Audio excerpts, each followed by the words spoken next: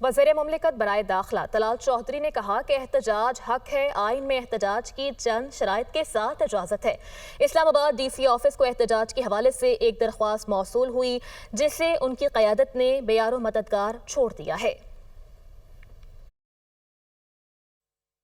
हम ऐसा नहीं होने देंगे कि यहां से कोई मॉब इकट्ठा होकर किसी अडयाला जेल या पंजाब के किसी जगह हमला करे। ये हमें इतला क्यों नहीं करते? ये इंतजामिया को ऑन बोर्ड क्यों नहीं लेते? हम सहूलत देंगे, प्रोटेक्शन देंगे, और एहतजाज इन्होंने करना नहीं।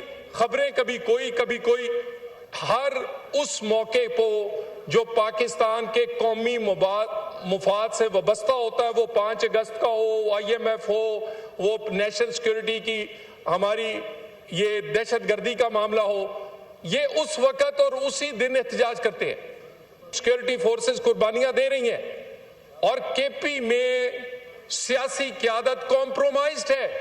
हमसाया मुमालिक से ईरान के प्रेसिडेंट आए, ईरान के प्रेसिडेंट की बड़ी खुशाइंद बात की, उन्होंने कहा दहशतगर्दी से मिलकर लड़ेंगे, और आप देखिएगा दिनों में बलूचिस्तान में फर्क पड़ेगा।